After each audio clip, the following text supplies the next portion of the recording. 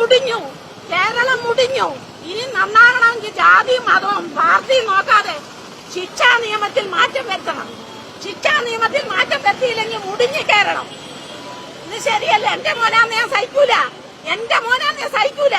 ഞാൻ ഇവിടുത്തെ ടീച്ചറായിരുന്നു, ഞാൻ ഇവിടുത്തെ പെൻഷൻ പറ്റിയ ടീച്ചറാ. ഞാൻ പ്രതികരിക്കാൻ തന്നെ വന്നതാണ്. എനിക്ക് സഹിക്കുന്നില്ല. ടിവിയുടെ മുന്നേ ഇരുന്നിട്ട് എന്തുവാ ടി വി കാണുന്ന മുഴുവനും? എന്തൊരു സങ്കടമാ കാണുന്നേ. ടീച്ചർമാരെ ശരിയായ രീതിയിൽ പരിശീലിപ്പിക്കുക, രക്ഷിതാക്കളെ ശരിയായ രീതിയിൽ കൗൺസിലിംഗ് കൊടുക്കുക, ശിക്ഷാ നിയമത്തിൽ മാറ്റം വരുത്തുക. ഗൾഫിലൊക്കെ നടക്കുന്ന ഒരാൾ ശിക്ഷ ഇവിടെ വരണം. എന്നാലും രക്ഷാതെ കൈ വെട്ടണം, കാല് വെട്ടണം, അതൊക്കത്തില്ല ഇവിടെ. ഇത് ശരിയല്ല ചെയ്തത്. എന്റെ കുഞ്ഞാന്ന് ഞാൻ സഹിക്കുവോ? എന്റെ കുഞ്ഞാന്ന് ഞാൻ സഹിക്കുവോ? എനിക്ക് താമരശ്ശേരി പോകുമ്പോ ഞാൻ പോയില്ല. താമരശ്ശേരി ഒരു 10ാം ക്ലാസ് പഠിക്കുന്ന കുട്ടിയെ നശിപ്പിച്ചിട്ടേ എന്ത് മര്യാദയാണ് കാണിച്ചിരിക്കുന്നേ? എന്ത് മര്യാദ? ഇതൊന്നും സഹിക്കാൻ പറ്റുന്ന കാര്യമല്ല.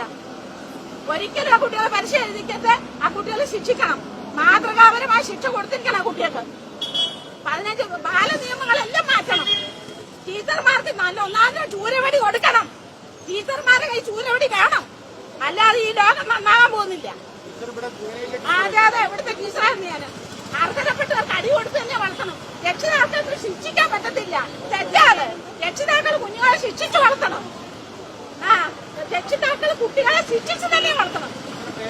എന്റെ പേര് കെ രാമേന്ദ്രകുറുപ്പ്.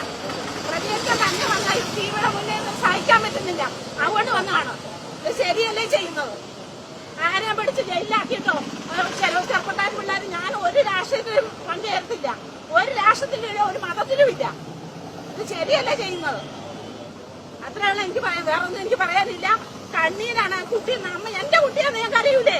എന്റെ കുട്ടിയാന്ന് ഞാൻ സമ്മതിക്കോ?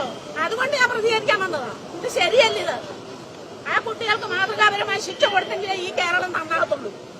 ശരിക്കും ശിക്ഷാ നിയമത്തിൽ മാറ്റം വരുത്തണം. അത്രയുള്ള എനിക്ക് പറയാൻ.